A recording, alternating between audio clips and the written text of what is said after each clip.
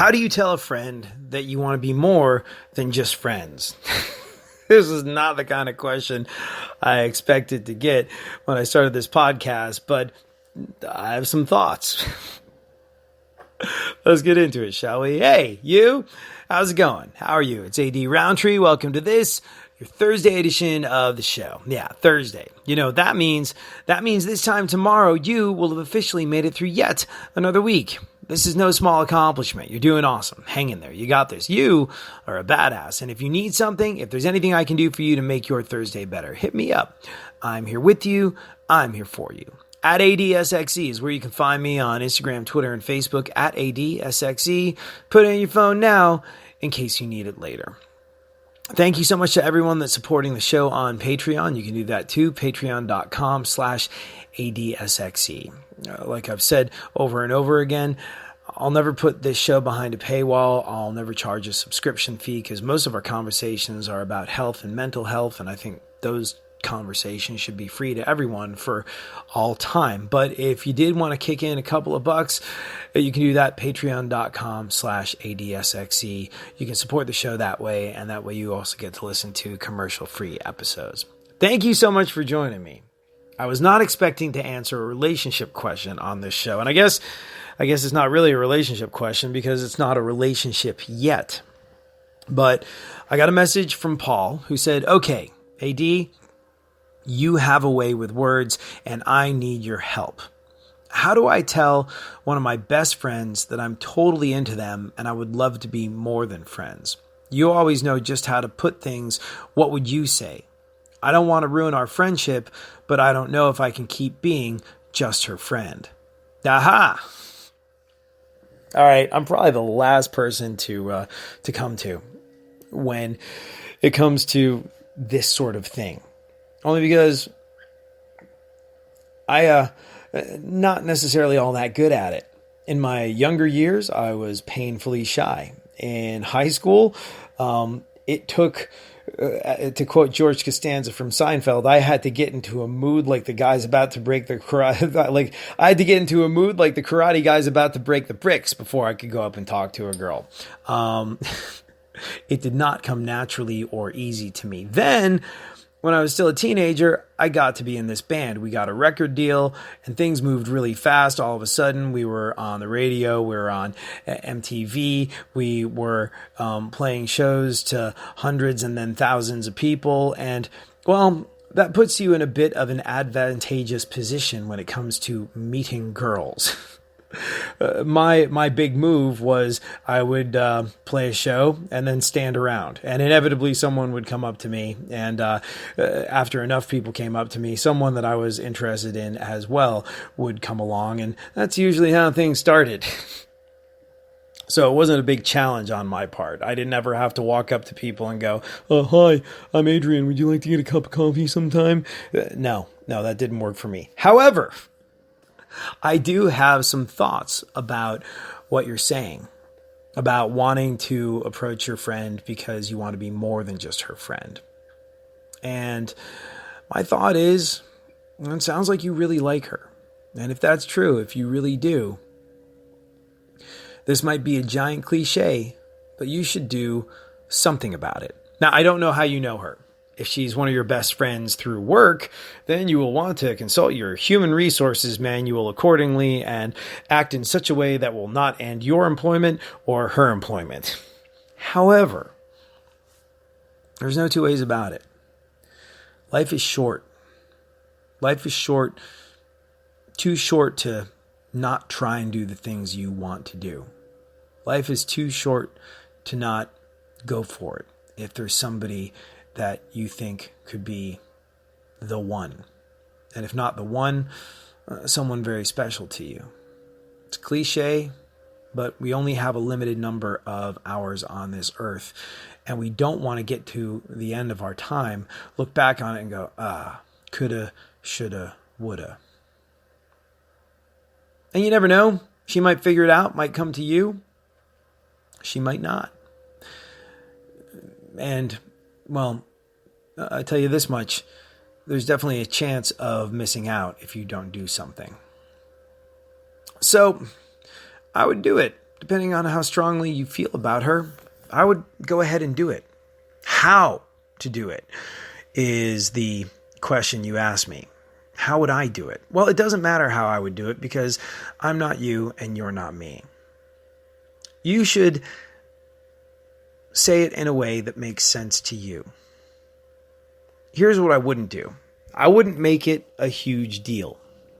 I wouldn't put a whole bunch of pressure on it for yourself.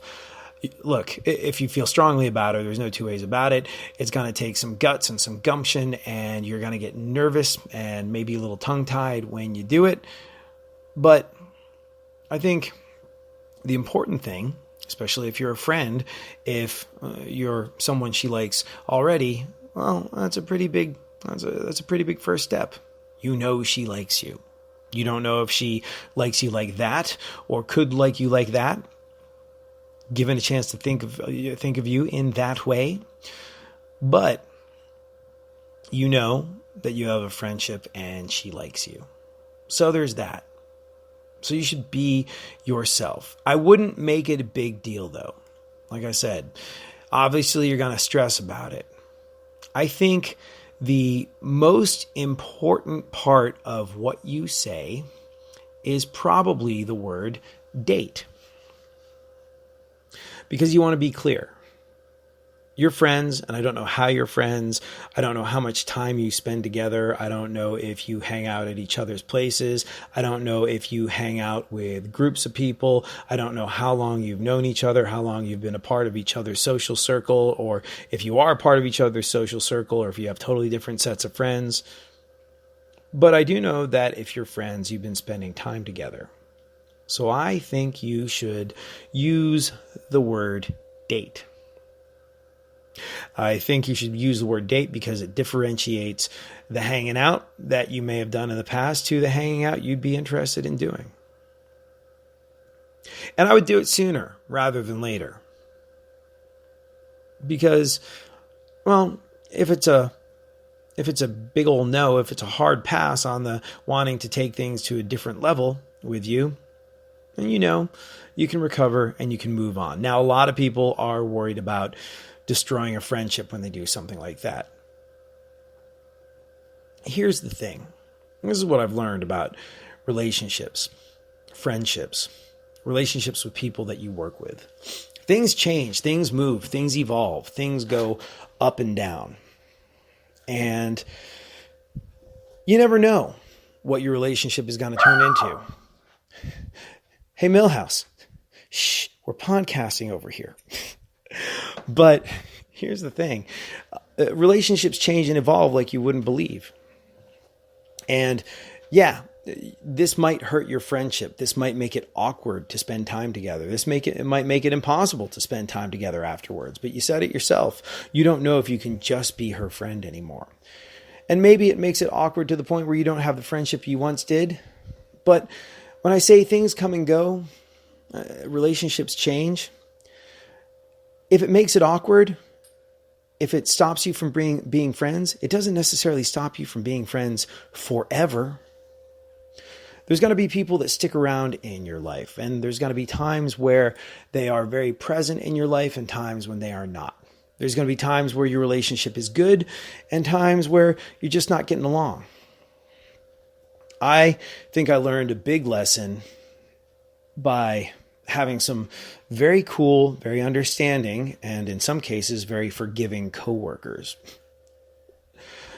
There were some folks, I guess maybe, 10, 12 years ago that I worked with at various radio stations that, well, we didn't get along. For whatever reason, they didn't like me and I didn't like them. And I couldn't tell you exactly where it happened or how it happened, but I can tell you that we are incredibly close now. These are some of my best friends. And what that taught me was never give up on a relationship being good. Whether that's with a coworker that you don't especially like, whether that's someone in your social circle that kind of annoys you, whether that's a friend who you ask out on a date, it gets awkward, they don't want to talk to you for a while. doesn't mean they're not going to talk to you forever. There's going to be people that stick around in your life for years and years, and your relationship with them will change and evolve. And so what? So what if you make things awkward between the two of you by asking? From the sounds of things, it was awkward for you already anyway. And, well, it's not unfair to her to not let her know. But when you think about what you have to lose, in the grand scheme of things, it's nowhere near as bad as if you look back on it and wonder, what if? So, I would do it by being yourself. Like I said, you already know they like you. And I would just make sure that you use the word date. So there's no kind of messing around. That you really understand that you have told her that you would like to do something different. And hey, maybe you go on one date. Maybe it works, maybe it doesn't. Maybe you realize, I didn't think this was for me. Or this didn't work out the way I thought it would. Or this is the greatest thing that's ever happened to me, and I'm so glad I did it. But I would start by being yourself, being the person that she already likes, and saying something to the effect of, hey, you know this hanging out we do? Would you like to hang out in a different way? Like you, me, go on a date. Whatever that is to you, whatever that is to her, whatever sounds like fun. But make it clear what it is. She'll understand if you say, would you like to go on a date, you and me? And if that leads to more, well, then that leads to more. If it freaks her out and she retreats and says no, then you know and you can move on with your life. I would do it sooner rather than later. As soon as you can summon up the courage. And, well, I would make sure that you use the word date. I guess the other big question about this in the digital era is, how do you want to do it? How do you want to ask her out on a date? Do you want to do it in person? I'm of the opinion that when you are doing personal things, in-person stuff is better. Over the phone might be good, but we are a textier, messengier society than we ever have been. We are a more texty and messagey society than we ever have been. So, well, that might be the way to go as well. And the other thing is, if you text her and ask her out, it lacks the personal touch of looking into her eyes as you say these things, or having her hear your voice if you call her up. But it also gives her time to respond and gather herself. If there's any kind of shock, well, that allows her to deal with it in her own way without putting her on the spot, which is also a nice thing to do. Like I said, I would be yourself. And depends on how you do the vast majority of your communication. If you have a more texty friendship, maybe a text is the way to go. If you have a more talking face-to-face type of friendship, well, perhaps that looking right at her and saying, hey, you know how we hang out? You want to do it a little differently? Would you like to go on a date with me? Like maybe dinner and a movie? See how that goes? Because I like you. And I don't know if you like me, but I couldn't forgive myself if I didn't ask. I like you as more than just friends. Something along those lines. Give that a go. And look, I'm not saying it'll work. It might not work. It might be absolutely unthinkable to her to see you in that way. But, like I said before, life is short. And as much regret as you may have, if it doesn't go the way you want it to go, I guarantee you it won't be as much regret as you have if you get to your end if you get to the end of your time on this earth and are looking back on this and other things going, oh, I wonder what would have happened if.